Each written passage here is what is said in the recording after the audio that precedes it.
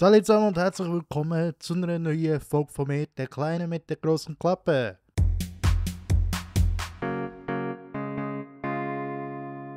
Mein Name ist Sam Jimmy Joe, falls du das noch nicht gewusst hättest. Zwar würde mich fragen, warum du meinen Podcast gerade hörst. Und heute reden wir mal ein bisschen über Tipps und Tricks von meiner Seite. Und zwar bin ich hier und da schon öfters gefragt worden: Hey Sam, wie drehst du das? Hey Sam, wie bearbeitest du das? Hey Sam, wo fängt es bei dir an, bei der Ideenfindung und so? Und ja, ich habe gedacht, ich rede einfach mal drauf los. Einfach mal zuerst zu der Ideenfindung. Ich habe erst gerade vor ein paar Tagen oder Wochen habe ich, ein Video hochgeladen mit einem Witz über einen blinden Mann, der halt aufgrund von seiner Nase und seinem Gehör, also das, was er hört und schmeckt, dass er sich orientieren, wo er in dem Sinn gerade ist. Und der Witz ist im Schluss nachher dann halt so, dass er irgendwo landet und etwas ganz anderes sagt, wo er momentan auch gerade denkt, dass er ist, weder dass er wirklich zu dem Zeitpunkt auch ist. Ich hoffe, ihr könnt mir folgen. Wie bin ich auf den Witz gekommen? Der Witz ist mir erzählt worden. Ich habe nachher die Person, die mir den Witz erzählt hat, habe ich gefragt: Du, ist für dich okay, wenn ich den Witz als Video noch ein bisschen mit ein bisschen anderen Pep und ein bisschen Gewürz, weil ich meine, jemand, der kocht, der kocht auch nicht genau gleich wie Betty Bossi. Das Zeug kannst du einfach fast nicht essen. Aber auf jeden Fall, man, ich muss sagen, oder ist es für mich wichtig gesehen, dass ich dieser Person sage: Hey, los, ich würde gerne ein Video machen mit dem Witz, den du mir gerade erzählt hast. Nicht, dass irgendwie der würde heißen, jetzt machst du ein Video über den Witz, den ich dir gerade erzählt habe. Eben. Deswegen habe ich zuerst gedacht, komm, ich frage doch zuerst nachher. Die Person war einverstanden gewesen und tada, der hat nachher ein Video gesehen. Wenn das überhaupt hat gesehen. Hier auf YouTube ist es gekommen, auf Facebook das erste Mal, ist das erste Video gesehen, das erste Reel auf Facebook. Man kann in dem Sinn auch Reels direkt nur auf Facebook hochladen. Vielen Dank, dass ich das jetzt auch endlich begreife, nach so langer Zeit. Und eben kommen wir zum Beispiel gerade, oder bleiben wir gerade bei Hochladen. Wo lade ich überall meine Videos hoch? Also mein ja, wo ich den meisten Fokus habe, ist ganz klar YouTube. YouTube ist momentan mein kompletter Fokus. Also wenn ich Videos produziere, dann hauptsächlich als erstes für YouTube. YouTube Shorts, eben, wer es nicht weiss, YouTube Shorts ist momentan sehr am Kommen. Also wenn du schnell wachsen auf YouTube, dann nutze auf jeden Fall Shorts. Und catch schon im ersten Moment. Das ist sehr wichtig. Also, wer nicht weiss, was ich damit meine, pack Zuschauer schon im ersten Moment vom Video. Vielleicht ist es bei mir gerade auch jetzt beim Podcast so, dass ich zuerst selber sage: Hey, ciao zusammen und herzlich willkommen. Aber eigentlich sollte ich eher anfangen mit: Heute gebe ich dir 10 Tipps aus meinem Leben, wie ich meine Social Media Kanäle bespiele oder irgendwie so eine Kack. Ja, nein. Ich bin irgendwie noch nicht so in dem Modus, dass ich irgendwie gerade mit so etwas anfange. Aber vielleicht kommt es ja dann mal. Und eben, wo lade ich überall hoch? Also, ich lade jetzt seit neuestem bei Facebook hoch. Dann, also als Reel, als auch hochkant Video. Dann bei TikTok lade ich hoch. Dann Snapchat lade ich Spotlight. Die haben Spotlight, dort kannst du es auch hochladen. Dort habe ich irgendwie aber auch so um die 1000 Aufrufe. Dann, wo lade ich es noch? Instagram natürlich, Instagram Reels. Dann noch eben YouTube vor allem YouTube Shorts. Wie gesagt, die meisten Ideen entstehen in dem Sinn, dass ich nachher ein YouTube-Short darüber mache.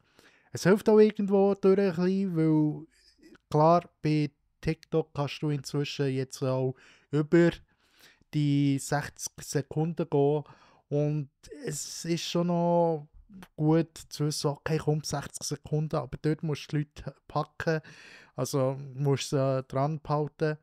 Ist sehr schwierig, aber mir gibt sich in dem Sinn Mühe. Aber man weiss in dem Sinn, okay, man hat 60 Sekunden zum Bespielen und dann kann man nicht mehr weiter. Also geht das Video einfach in einen Cut und alles, was dahinter ist, wird nachher nicht mehr gezeigt.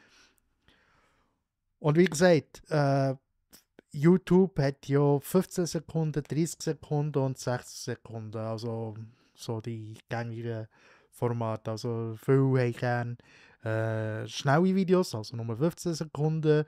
Andere haben lieber ein bisschen längere Videos, 30 oder andere natürlich um die 60 Sekunden. Muss aber immer sagen, es kommt auch darauf an, was. Also ich habe zum Beispiel schon Tutorials gesehen bei YouTube Shorts, wo ich auch sagen musste, okay, das ist jetzt sehr interessant, beziehungsweise da bin ich jetzt sehr gerne dran geblieben. Aber dann habe ich schon andere Videos gesehen, wo ich auch sagen wieso habe ich mir jetzt das gerade angeschaut, in Form von, das kenne ich ja schon, also zum Beispiel Filmszenen. Jetzt gibt es irgendwie sehr wahrscheinlich so den Trend, dass man Filmszenen hochladen und einfach oben dran schreibt, was genau in dieser Szene passiert. Also man tut sie in dem Sinne ein bisschen umschreiben. Ein gutes Beispiel, wer Final Destination 1 hat gesehen, ist jetzt zwar makaber, aber wer Final Destination 1 hat gesehen, also Final Destination geht ja darum, dass jemand eine Vision hat, dass das Flugzeug abstürzt und nachher kann er zum Glück noch Leute daraus retten und die ganze Handlung nimmt dann seinen Lauf. Aber nehmen wir jetzt mal eben die Szene, da ist einer, der bekommt eine Vision, das Flugzeug stürzt ab, passiert aber nicht, also passiert erst später und er kann noch alle retten. Dann siehst du die Szene und oben dran steht, Mann erhält Vision und rettet Menschen aus Flugzeug. So in dem Sinn wie ein Artikel, also wie ein Zeitungsartikel, stehen die Titel nachher dann oben durch. Und dann muss ich sagen, ja, wo ist da in dem Sinn die Idee? Wo ist da der Content? Oder was ist der Gedanke dahinter? Klar, Kids sind natürlich nachher voll dabei, wenn man Szenen sieht von Filmen, wo man vielleicht noch nie hat dürfen sehen oder ja, wo man vielleicht schon lange mal hat schauen, aber nie hat gesehen. Und die bleiben halt bei solchen Szenen stehen, weil es, ja, erstens, ich bin ein Fan von Horrorfilmen, aber auch allgemein von Filmen. Und wenn ich schon Filme habe gesehen und nachher eine Szene gesehen, dann schaue ich gerne nochmal, beziehungsweise sage nachher auch fast wie, oh, den Film, den möchte ich gerne wieder mal schauen. Das wäre doch wieder mal interessant, den Film zu schauen. Und deswegen bleibe ich sehr wahrscheinlich auch bei solchen Short-Videos stehen. Aber es gibt inzwischen auch sehr coole Creatorinnen und Creator da draussen, die YouTube Shorts bespielen. Zum Beispiel gibt es auch der Kevin Etz. Kevin Etz ist, oder Ips, sorry, Kevin Ips. Oder Itz. Sorry Kevin, falls du das Video schaust. Aber auf jeden Fall ist es einer, der in der Pflege schafft. Und der Kevin erzählt immer so die Geschichten, natürlich ohne gewisse Daten dort bekannt geben, aber er erzählt Geschichten, die ihm selber sind passiert oder anderen Pflegern sind passiert, wo dann halt auch in den Medien ist gelandet. Aber er geht da wirklich mit einer gestalterischen Haltung rein, in Form von Hintergrund und eben, wie er es dann noch acten, also wie er es schauspielerisch rüberbringen. Zum Teil ein bisschen überspitzt, aber auf jeden Fall gut, für dass man wirklich dran bleibt. Und er hat jetzt vor kurzem erst das erste Longform-Video hochgeladen. Also Longform-Video auf YouTube bedeutet ein breites Video, ein 16:9 Video, wo auch länger geht eben als die Minuten. Hat aber schon eine riesengroße Fanbase gehabt, allein nur mit Shorts-Videos. Und eben, der Kevin zeigt in dem Sinn wirklich als gutes Beispiel voran, dass du mit YouTube Shorts, wenn du kreativ bist, wenn du wirklich richtig an die Sache hingehst und eben die Leute auch kannst catchen, dass du Erfolg kannst haben mit YouTube Shorts. Das zeigt es einfach dort. Und wie gesagt, YouTube Shorts, es ist wirklich eine gute Plattform, YouTube also ich bin immer noch Fan, ich weiß nicht, wie es dir sieht, aber auf jeden Fall bin ich immer noch ein Fan davon. Jetzt haben sie auch eine neue Art, wie mein Partnerprogramm könnte reinkommen. Also wer nicht weiss, Partnerprogramm kannst du nachher, wenn du mal aufgenommen bist, mit YouTube in Form von Klicks oder eben, wenn dein Video abgespielt wird und vor einer Werbung läuft, bekommst du einen prozentualen Satz oder eben, du wirst nach sogenanntem RPM und CPM berechnet. Dann kannst du in dem Sinn mit YouTube Einnahmen generieren, um es kurz zu sagen. Und jetzt gibt es von YouTube Shorts die Möglichkeit, dass wenn du in den letzten, glaube ich, 90 Tagen 10 Millionen Aufrufe hast, dass du in dem Sinn die Chance hast, ins Partnerprogramm zu kommen. Weil, ich meine, ich bin seit 2010 drauf. Gut, ich bespiele erst seit kurzem wieder. Zum Beispiel eben vorletztes Jahr hatte ich sehr, sehr viel Fokus auf TikTok gehabt. Nachher eben ist ja der ganze Brunz gekommen, wegen Livestream und eben, dass man Sachen hätte gemeldet. Und TikTok einfach, ja, ist mir egal. Aber auf jeden Fall eben, mir fehlen in dem Sinne noch Wiedergabestunden. Also wenn du gerne das Video auf YouTube möchtest schauen mit Podcast, dann wäre ich froh, weil das gibt mir Wiedergabestunden. Wenn du das Video willst, durchhören, weil wie gesagt, man kann natürlich das Video einfach abspielen und dann kann man Kopfhörer einstöpseln oder am Fernseher abspielen und dann kommt in dem Sinn, ja, meine Stimme und dir schenkt mir in dem Sinn Wiedergabezeit. Vielen Dank. Yay. Ja. Nein, also es fehlt mir auf jeden Fall noch Wiedergabezeit. Und dann hätte ich wirklich endlich mal die Chance aufs Partnerprogramm. Aber vielen, vielen Dank für jede Person draussen. Von Schweiz, von Deutschland, von Österreich oder USA, habe ich erst gerade gesehen. Mal USA kommen, glaube ich, auch Leute. Ich weiß nicht, wie ich es in den USA habe geschafft habe. Ich habe keinen englischen Content.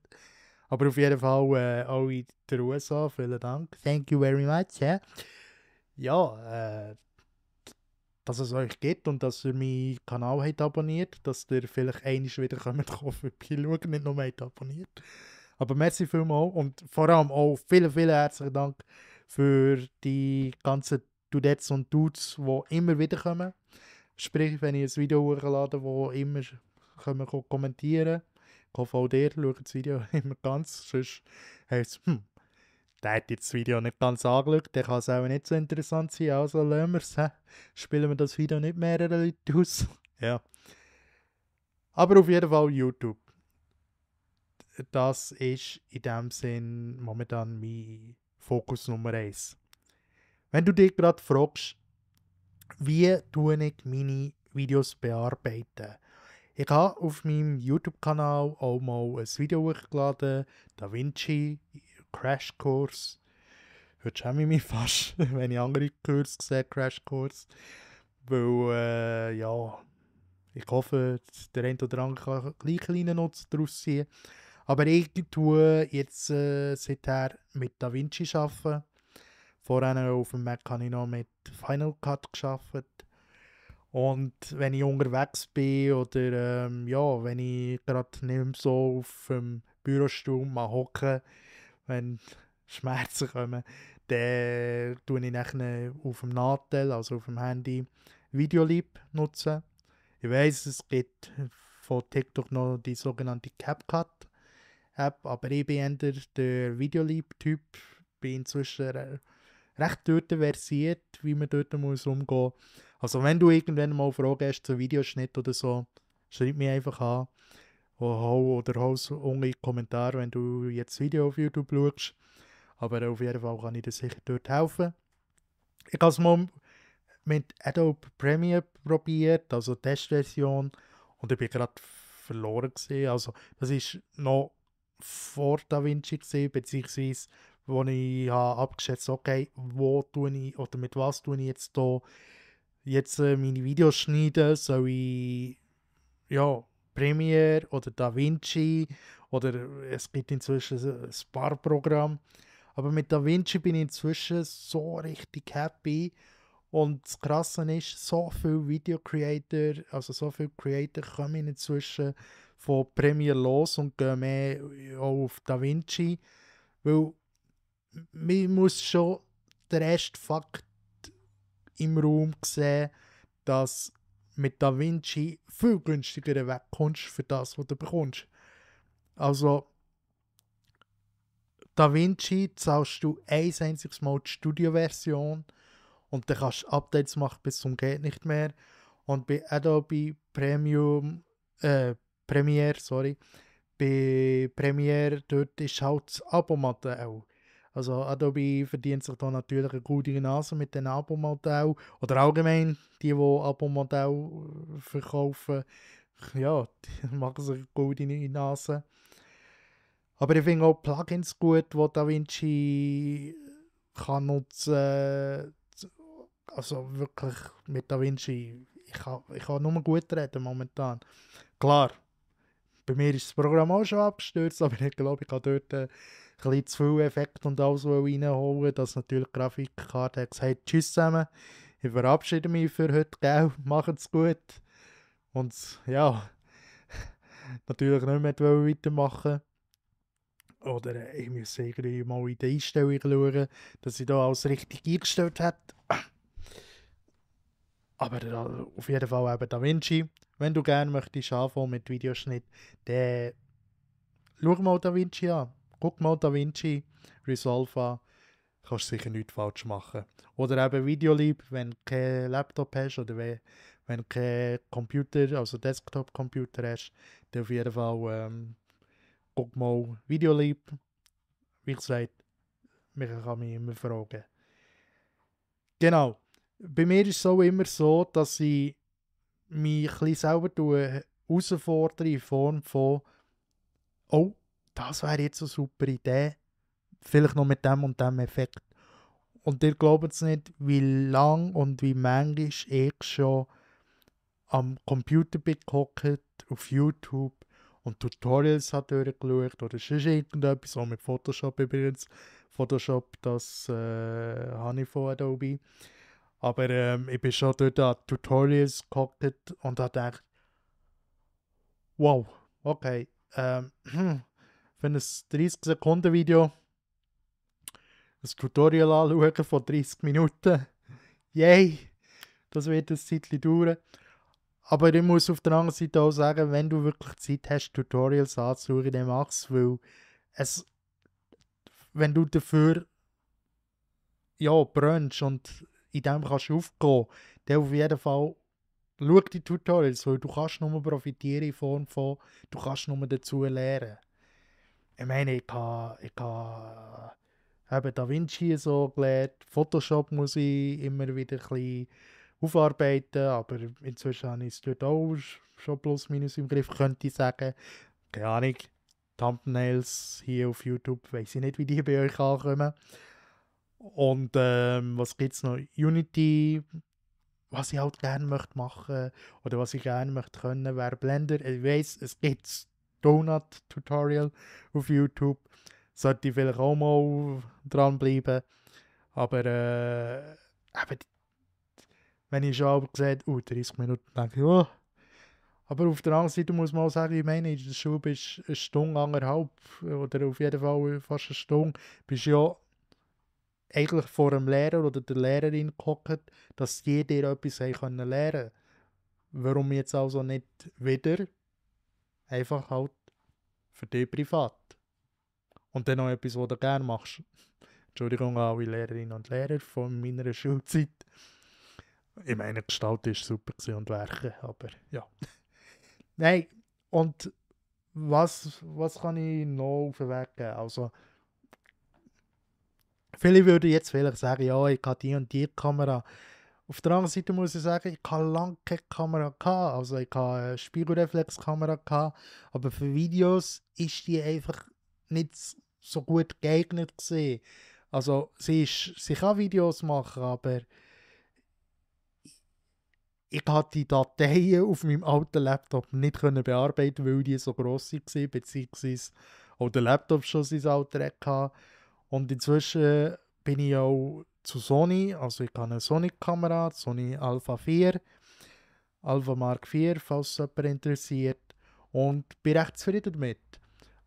Bei mir ist es jetzt einfach so, Sony nutze ich mehr so als Hybrid, Foto und Video.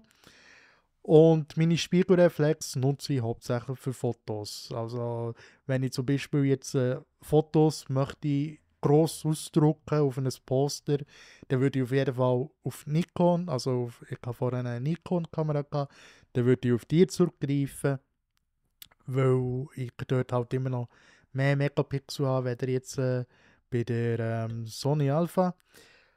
Aber eben, man muss immer ein bisschen abwägen. Ich finde es halt schade, das habe ich auch schon mal erwähnt, dass grosse Influencerinnen und Influencer immer so ein bisschen das Gefühl vermitteln von, ja, wenn du weit willst, vorwärts kommen oder schnell willst, vorwärts kommen, dann tu dir doch eine gute Kamera zu. Nein, ich meine Tanzverbot. Jahrelang nur mit dem Handy sich aufgenommen und solche Videos hochgeladen. Auch ich bei Facebook immer nur mit dem Handy habe ich die Videos gemacht und hochgeladen. Also allgemein, auch TikTok brauchst du ja auch nur das Handy. YouTube Shorts, auch nur Handy. Bei mir geht es halt ein bisschen darum, dass ich gerne den Kino-Look habe. Also den Cinema-Look. Klar, mit meinem Nadel kann man das natürlich auch herbekommen, vom Color Grading her und so. Aber Videolib gibt mir fast ein bisschen zu wenig Werkzeug an die Hand, für das ich wirklich ein Color Grading machen kann, wo mir nachher in dem Sinn auch dient. Und eben Color Grading, vorher über Tutorials geredet. Color Grading habe ich mir in dem Sinn auch in Form von Tutorials so ein bisschen angeeignet. Klar, auch ein bisschen Learning by Doing, vor allem Learning by Doing. Aber inzwischen, ich weiß nicht, wenn du jetzt das Video zum Beispiel auf YouTube siehst, mein Podcast hier auf YouTube siehst, ich weiß nicht, wie kommt es dir rüber. Das ist zum Beispiel auch ein Color Grading hier. Aber eben, mich kann in dem Sinne auch lernen, wie man früher hat gelernt Velofahren, hat gelernt Autofahren, also immer noch, nicht zu sehen, nicht nur früher, aber ich früher gelernt Velofahren, hat man natürlich heute auch die Möglichkeit, am Computer etwas zu lernen. Es gibt ja auch inzwischen auch Webseiten wie Fiverr, wo man äh, Skillshare, sorry, Fiverr ist nachher, wo du dein Zeug kannst machen. Oder zum Beispiel bei Fiverr kannst du natürlich auch, sorry, Werbung, bei Fiverr kannst du natürlich auch deine Skills dort zum Verkauf bringen. Also es ist keine Produktplatzierung, ich erkläre es jetzt nur, wie Fiverr läuft.